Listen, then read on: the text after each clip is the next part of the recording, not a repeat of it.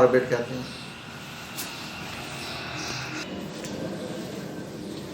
Last topic है chapter number 5 का motion of satellites. तो मोशन ऑफ सैटेलाइट्स में जो है हम स्पीड ऑफ सैटेलाइट फाइंड करेंगे कि अर्थ के अराउंड अगर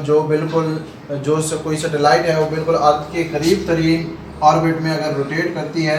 तो उस सैटेलाइट की जो है स्पीड कितनी होगी। अगर यानी हम कम से कम फासले पर छोड़ते हैं किसी भी ऑब्जेक्ट्स को अर्थ के अराउंड तो वो कितनी स्पीड से जो है मूव करना चाहिए उसको, क्योंकि अर्थ के अराउंड अर्थ का जो ऑर्बिट है उसको हम क्या लेते हैं, स्फेरिकल लेते हैं, sphere.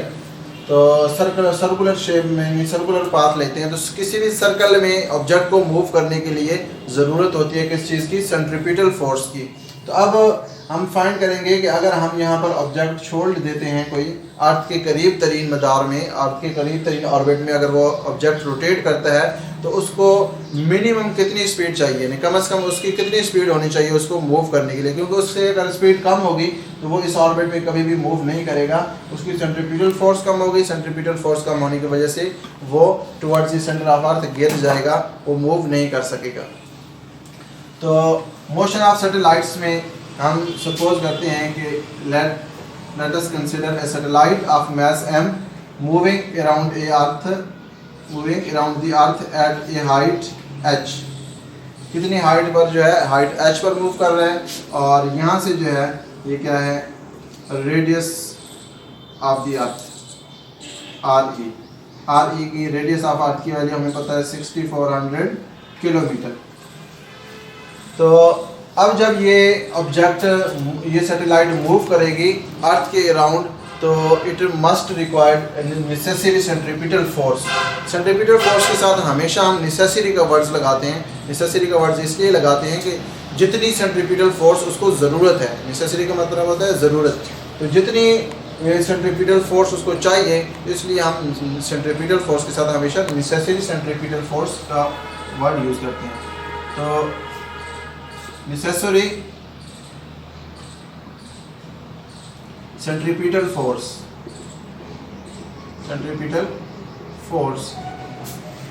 required to move in the circle will be कितना होगा, Fc is equal to mv square over r। तो सेंट्रीपिटल फोर्स का फार्मूला होता है mv square over r, ये सेंट्रीपिटल। अब जब ये सैटेलाइट मूव कर रही है around the orbit of earth तो इस पर अर्थ क्या कर रही है, फोर्स लगा रही है। अर्थ कितनी फोर्स लगा रही है इस पर, अर्थ हर ऑब्जेक्ट पर उतनी फोर्स लगाती है जितना ऑब्जेक्ट का वेट होता है। तो इस सैटेलाइट का जितना वेट है अर्थ इस पर उतनी फोर्स लगाएगी। F is equal to W, W is equal to mg। Question 1 और 2 दोनों फोर्सेस सेम होंगी तब ही ये मूव कर सकती है अराउंड दी अर्थ। अगर दोनों में से कोई भी एक फोर्स इम्बैलेंस हो गई तो ये मूवमेंट जो है डिस्टर्ब हो जाएगी, सैटेलाइट मजीद मूव नहीं कर सकेगी। तो दोनों फोर्सेस के लेफ्ट हैंड साइड सेम है तो राइट हैंड साइड हम कंपेयर कर लेंगे। तो कंपेयरिंग इक्वेशन 1 एंड 2 तो ये आ जाएगा mv square over r is equal to mg। Math से कैंसिल हो जाएगा। मीन के जो मोशन ऑफ सैटेलाइट है वो डिपेंड नहीं करती, यानी स्पीड ऑफ सैटेलाइट जो है वो मैस ऑफ दी सैटेलाइट पर डिपेंड नहीं करती क्योंकि मैस ऑलरेडी ख़त्म हो गया। तो ये आ जाएगा v square is equal to g r, दोनों तरफ स्क्वायर रूट लेंगे तो square root on both sides, तो v इज इक्वल टू आ जाएगा जी आर अंडर रूट। अब अगर हम ऑर्बिटल स्पीड फाइंड कर रहे हैं इस ऑर्बिट में, तो इस ऑर्बिट की हाइट जो है कितनी है, h है, तो यहाँ पर वैल्यू क्या होगी, g की वैल्यू हमने कहा है कि हर हाइट पे डिफरेंट होती है, हाइट के लिहाज से वेरी करती है, तो इसलिए g के साथ h लगाएंगे। और r जो है वो रेडियस है ऑर्बिट का, यानी ये r की वैल्यू है, तो r जो है वो इक्वल होगा radius of earth plus height h, दोनों को प्लस करेंगे तो ये ऑर्बिटल रेडियस आ जाएगा, इसको हम ऑर्बिटल रेडियस r ओ कहेंगे। और v जो है ये क्या है, ऑर्बिटल वेलोसिटी, यानी जिस ऑर्बिट में ये मूव कर रही है सैटेलाइट तो ये उस ऑर्बिट की क्या है, वेलोसिटी है, ऑर्बिटल वेलोसिटी। अब हम एजम्पशन करते हैं, सपोज करते हैं कि if radius of earth is much greater than height, यानी हम सपोज कर रहे हैं कि रेडियस ऑफ अर्थ की वैल्यू जो है वो हाइट से बहुत ज़्यादा है। सपोज लेट अगर हम यहाँ तक फॉर एग्जांपल हम कह रहे हैं कि यहाँ इतनी हाइट ले लें, हम थोड़ी सी हाइट ले लें, यानी रेडियस ऑफ अर्थ के मुकाबले में, यानी हम तकरीबन सरफेस ऑफ अर्थ के बिल्कुल करीब छोड़ देते हैं किसी सैटेलाइट को, तो उसकी हाइट जो है क्या होगी, बहुत कम होगी। किसके लिहाज से, रेडियस ऑफ अर्थ, क्योंकि रेडियस ऑफ अर्थ जो है 6400 किलोमीटर है और हम let suppose 1-2 kilometre from the surface of अर्थ वहाँ पर जो है सैटेलाइट को लॉन्च कर देते हैं। तो अब अगर आर की वैल्यू बहुत ग्रेटर होगी किस चीज़ से, हाइट से, तो देन जो है हम लिख सकते हैं कि आर प्लस एच की जो वैल्यू है अप्रॉक्सीमेट इक्वल होगी आर की,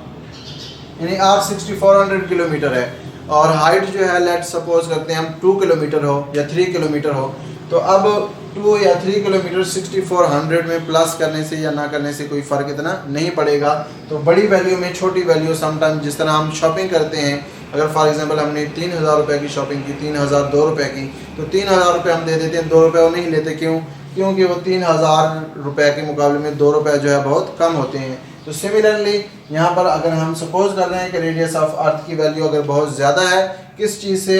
हाइट से, तो देन जो है हम r प्लस एच को जस्ट r लिख सकते हैं, क्योंकि उसमें इतना फ़र्क नहीं पड़ेगा। तो जब हम बहुत करीब छोड़ रहे हैं तो हमें पता है कि सरफेस ऑफ अर्थ के करीब जो जी एच की वैल्यू है वो अप्रॉक्सीमेट इक्वल होगी जी के, यानी 10 मीटर पर सेकेंड स्क्वायर, क्योंकि हमने कहा है कि तकरीबन 26 किलोमीटर तक from the surface of earth g की वैल्यू क्या रहती है, कांस्टेंट रहती है, उसमें इतनी वेरिएशन नहीं आती, बहुत माइनर वेरिएशन आती है। लेकिन उससे जब हम अपवर्ड जाते हैं, मज़ीद ऊपर जाते हैं, तो जी की वैल्यू डिक्रीज़ होती जाती है। तो अब अगर ये वाली एजम्पशंस हम इसमें पुट कर दें इक्वेशन नंबर 3 में, तो रेडियस ऑफ अर्थ हमें पता है ये है और जी की वैल्यू ये है, तो दोनों वैल्यूज पुट कर दें। पुटिंग वैल्यूज इन इक्वेशन 3, तो orbital speed of a satellite moving very close to the surface of the earth, यानी जो सरफेस ऑफ अर्थ के बहुत करीब तरीन मूव कर रही है उस सैटेलाइट की स्पीड जो है कितना आ रही है, जी एच की जगह हम जी लिखेंगे और आर प्लस एच, यानी जो ऑर्बिटल रेडियस था इसे हम आर प्लस एच की जगह जस्ट आर, तो जी आर अंडर रूट। तो जी की वैल्यू हमें पता है 10 मीटर पर सेकेंड स्क्वायर होती है, रेडियस ऑफ अर्थ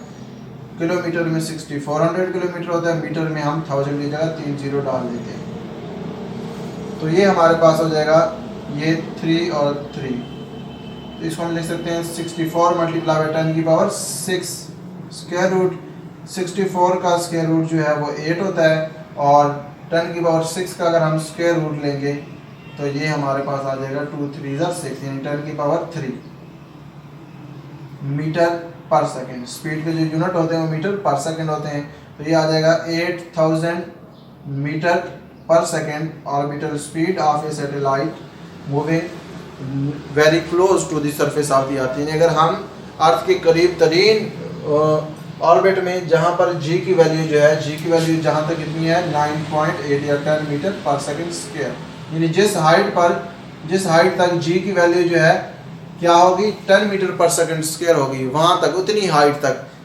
तक अगर हम सैटेलाइट को छोड़ेंगे तो उस सैटेलाइट की जो स्पीड है वो कितनी आएगी 8000 मीटर पर सेकेंड आ जाएगी। अगर हम इसको किलोमीटर में लिखेंगे तो किलोमीटर में आ जाएगा 8